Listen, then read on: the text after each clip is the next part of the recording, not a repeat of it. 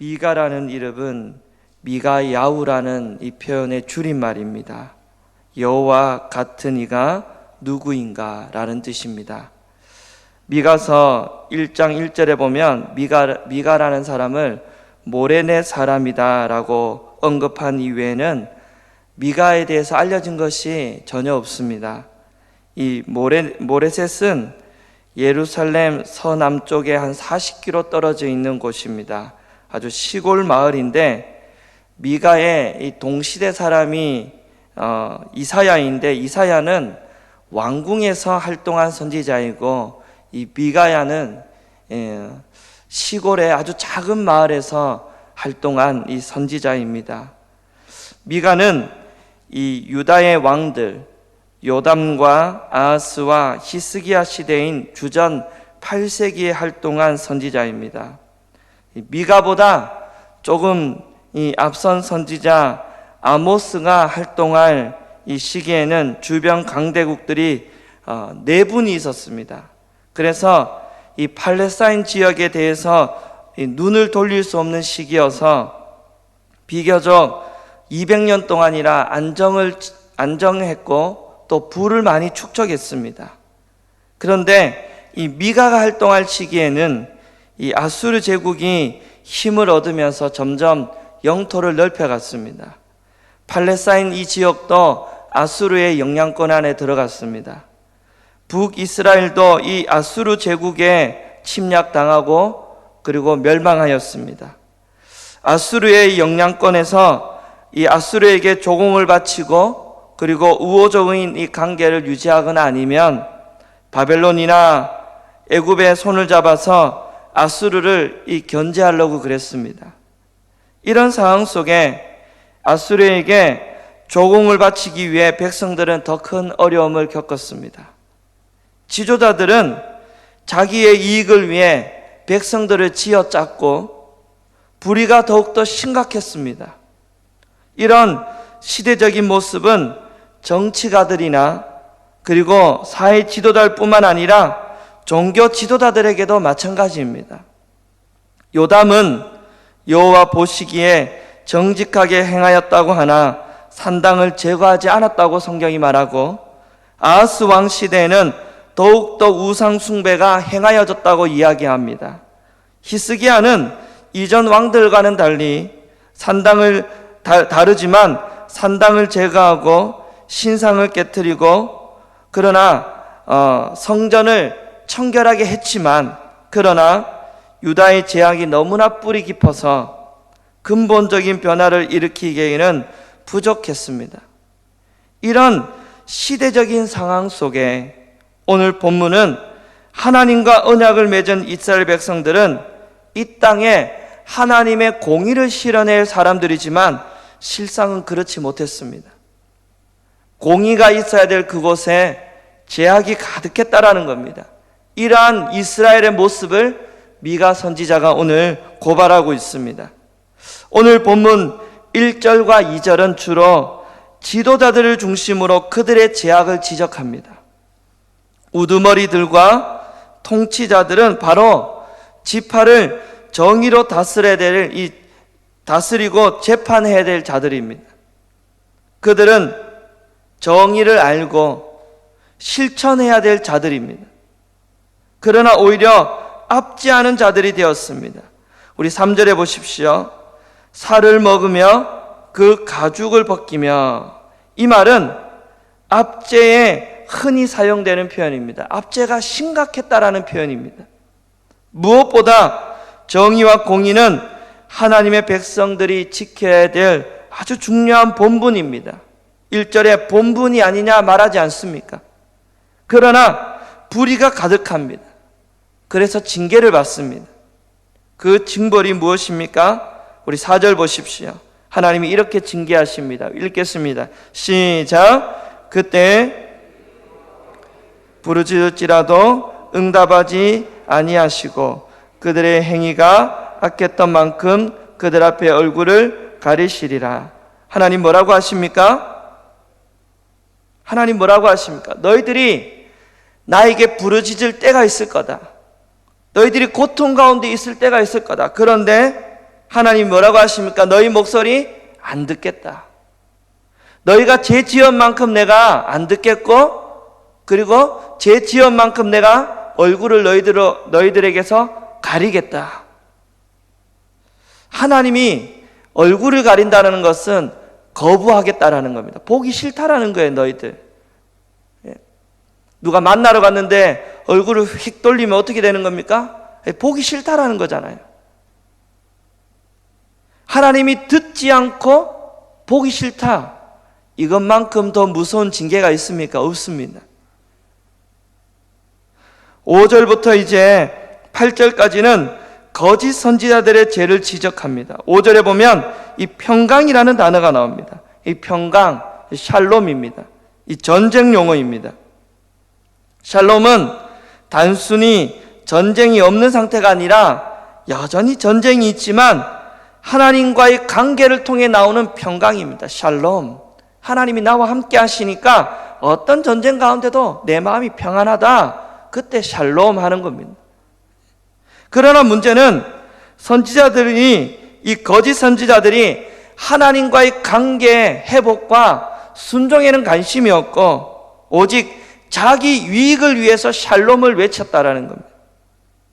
보십시오. 먹을 것 갖다 주면 샬롬 하고, 먹을 것을 채워주지 않으면 전쟁 선포하고 하나님의 저주와 진노와 벌을 내릴 것이라고 선포합니다. 하나님의 복과 저주를 자기의 이익의 수단과 도구로 사용하는 겁니다. 이런 죄를 저질렀습니다. 3장에 계속 강조하고 있는 것이 공의를 실현하지 않으면서 지도자이든지 선지자든 제사장이든지 자신의 이익만을 쫓고 있다고 3장에서 계속 이야기하고 있습니다. 6절에 보십시오. 점을 치다. 점을 치다라는 것은 점술 행위를 말합니다. 명백히 율법에서 금지하고 있는 이 행위입니다. 다른 이 선지서에도 보면 이런 행위를 지적한 바들이 있습니다. 하나님의 선지자라고 하는 자가 평강을 외칠 뿐만 아니라 율법에서 금지하는 점치는 행위를 하고 있습니다. 7절 보십시오. 입술을 가리는 행위는 슬픔과 애곡을 표현하는 표현입니다. 선지자들이 하나님의 말씀을 전해야 되는데 이를 막음으로써 그들이 애통합니다. 애곡합니다. 선지자들이 예언하는 역할을 못할 뿐만 아니라 애곡 행위를 할 정도로 아주 비참한 결과를 맞이하게 될 것이라는 말이 바로 7절의 이 말씀입니다. 그런데 8절은 좀 반전입니다. 8절 보십시오. 오직 나는 하고 시작합니다. 여러분, 이 표현은 아주 강조하는 표현입니다. 오직 나는 위에 거짓 선지자들, 거짓 지도자들과 나는 다르다라는 것을 강조하는 표현입니다. 무엇이 그렇게 다릅니까? 미가는 8절에 세 가지 나는 거짓 선지자들과 다르다고 이렇게 말합니다. 첫 번째는 자신의 사역의 기원입니다. 여호와의 영으로 말미암아 능력으로 충만해져서 자신의 예언이 하나님으로부터 나온다. 누구로부터요? 하나님으로부터. 내 사리 소욕과 이익을 위하여 평강을 외치는 게 아니라 나는 거짓 선지자들과 다르다. 내 안에 이 메시지는 하나님의 영으로부터 나온다. 두 번째는 정의로 충만하다는 것은 자신의 예언의 기본 내용이나 이 지향점을 가리킵니다. 하나님의 성품이기도 하고 공동체에 온전히 반영되기를 원하는 이 정의가 미가의 핵심 메시지입니다. 3장 줄곧 정의를 행하지 못하는 이 거짓 선지자들과 나는 메시지가 다르다. 그들은 평강을 외치지만 나는 그게 아니라 정의가 나의 핵심 메시지라는 겁니다.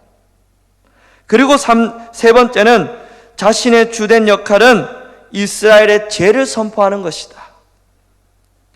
이 역시 자기의 이익을 따라 평강을 선언하는 것과 완전 다른 모습입니다. 하나님의 말씀을 전하는 자나 받는 자나 자기 자신이 아니라 하나님이 중심이 되어야 합니다. 하나님의 기원의 말씀에 기초를 두어야 합니다. 1절과 4절 그리고 5절과 8절 정의를 구체적으로 언급하며 정의를 이루지 못하는 지도자들과 거짓 선지자들의 죄를 지적합니다. 9절 역시 정의를 또 지적합니다. 보십시오. 2절에서는 뭐라고 나옵니까? 선을 미워하고 악을 기뻐하며 이렇게 표현합니다. 그런데 9절은 보십시오. 비슷한 문구를 사용합니다. 정의를 미워하고 정직한 것을 굳게 하는 자들아. 이 비슷한 표현입니다. 2절과 9절이 비슷한 표현입니다. 정의와 관련하여 아주 구체적으로 표현합니다. 이는 정의를 행하는 것을 단순히 회피하는 게 아니라 적극적으로 미워하고 대적했다라는 겁니다. 정의를 행하는 것을 적극적으로 미워하고 대적했다. 10절 보겠습니다. 10절 보십시오. 시온은 여호와의 성전이 있는 상으로 이 산입니다. 그리고 예루살렘과 병행해서 아주 자주 사용합니다. 시온은 하나님의 임재를 상징하는 장소입니다. 그런데 그곳이 어떻게 되었다고요? 피와 제약으로 건축했다. 하나님의 성품과는 완전히 정반대이죠. 하나님의 성품과 정반대되는 행위가 시온에 가득했다. 죄가 가득했다라는 겁니다. 11절 보겠습니다. 총체적인 난국입니다. 한번 읽어보겠습니다. 시작. 그들의 재판하며 그들의 제사장들은 싹을 위하여 교훈하며 그들의 선지자들은 돈을 위하여 점을 치면서도 여호와를 의뢰하여 이르기를 여호와께서 우리 중에 계시지 아니하냐 재앙이 우리에게 임하지. 모든 각층의 사람들의 죄를 지적합니다. 여러분, 그 결과 하나님 뭐라고 하십니까? 12절 보십시오. 내가 갈아엎겠다. 시온을 내가 갈아엎을 것이다. 예루살렘이 무더기가 되게 될 것이다. 당연한 결과입니다. 12절에 보면 시온과 예루살렘에 대한 심판은 곧 하나님의 임재를 거부하고 하나님이 침묵하시겠다라는 겁니다. 더 이상 하나님이 내 여기에 임재하지 않겠다라는 거예요. 그리고 내가 너희들과 대화하지 않겠다. 이제 침묵하겠다라는 겁니다. 유다가 망하여 예루살렘이 함락되고 성전이 파괴되는 것은 유다의 국권력이 힘이 약해서가 아닙니다. 바벨론의 힘이 강해서도 아닙니다. 무엇 때문입니까? 그들의 죄악 때문입니다. 정의와 공의를 실현해야 될 지도자와 선지자들이 거짓을 예언하고 불의를 일삼는 이것이 그들이 망한 원인입니다. 하나님이 임재하지 않고 침묵하시고 결국은 너희들을 내가 이 땅에서 쫓아버리겠다. 이게 오늘 말씀의 결론입니다.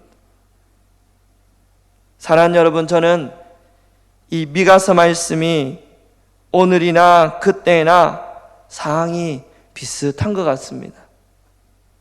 정의와 공의를 실현해야 될 지도자들은 거짓과 부패가 이 땅에 있습니다. 다 그렇지는 않지만 하나님의 말씀을 선포해야 될 목회자들의 메시지의 중심에 귀에 듣기 좋은 메시지를 선포합니다. 목회자들도 많은 부분 사람들을 의식하고 분위기를 의식합니다. 사람들의 박수와 환호에 빠져 정말로 선포해야 될 메시지를 놓치고 있는 건 아닌가라는 그런 마음이 말씀을 보는 내내 들었습니다. 성도답게 살지 않아도 그 어느 누구도 바른 길 가라고 다그치지 않고 바른 길 가도록 가르쳐야 되는데 혹시나 그 말이 상처받을까 봐 평안과 행복만을 외치고 있진 않는가. 참 돌아보게 하는 말씀입니다. 사랑하는 여러분, 우리 교회 강단은 건강합니까? 미가서가 많은 생각을 하게 합니다. 공의와 정의, 하나님 말씀이 떠난 이스라엘을 향해 하나님 뭐라고 하십니까? 내가 떠나가겠다. 임재하지 않겠다. 그리고 만나 주지도 않을 것이며 얼굴을 가릴 것이고 이 땅에서 너희들을 쫓아내겠다 말씀합니다. 하나님의 가장 무서운 심판이 무관심, 내버려 두심입니다. 침묵하심이에요. 죄를 짓는데도 침묵하시는 거예요. 자녀가 잘못된 길을 가는데도 가만히 내버려 두는 거예요. 이것만큼 여러분 비극이 어디 있습니까?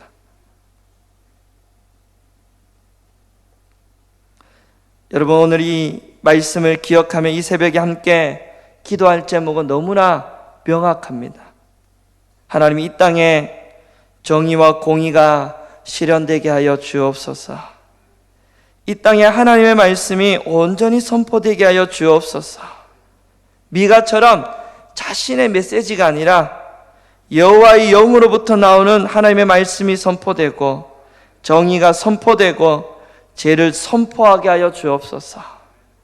여러분, 이 새벽에 이 나라 민족의 지도자들과 그리고 이 땅의 수많은 목회자들을 여러분 기도해 주시기를 바랍니다. 정의와 공의를 실현하고 사람에 따라 메시지 선포하지 아니하고 분위기와 평가에 이 마음이 쏠리지 아니하고 정말로 이 시대에 필요한 말씀을 전하는 일에 놓치지 아니하고 선포하게 하여 주옵소서. 하나님의 영으로부터 나오는 말씀이 이 강단에서 선포되게 하여 주시옵소서. 하나님, 우리 교회가 하나님의 영으로 충만한 말씀이 강단에 선포될 때 우리 교회가 다시 살아 움직이고 역사하고 예배 나온 우리 모든 자들이 은혜 받고 돌아가는 우리 교회 될 수 있도록 함께 해달라고 이 새벽에 기도해 주시기를 바랍니다. 기도하겠습니다. 하나님, 이 땅에 하나님의 나라의 공의와 정의가 이 땅 가운데 실현되게 하여 주옵소서. 공의와 정의를 실현할 지도자들이 하나님 앞에 올바르게 행하며 나라를 이끌어가게 하여 주옵소서.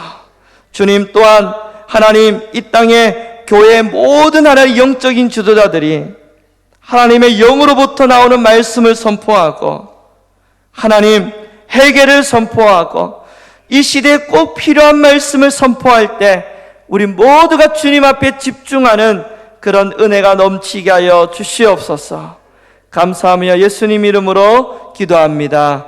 아멘. 우리 주여 한번 부르고 우리 말씀을 기억하며 기도하겠습니다. 주여, 하나님 아버지 감사합니다.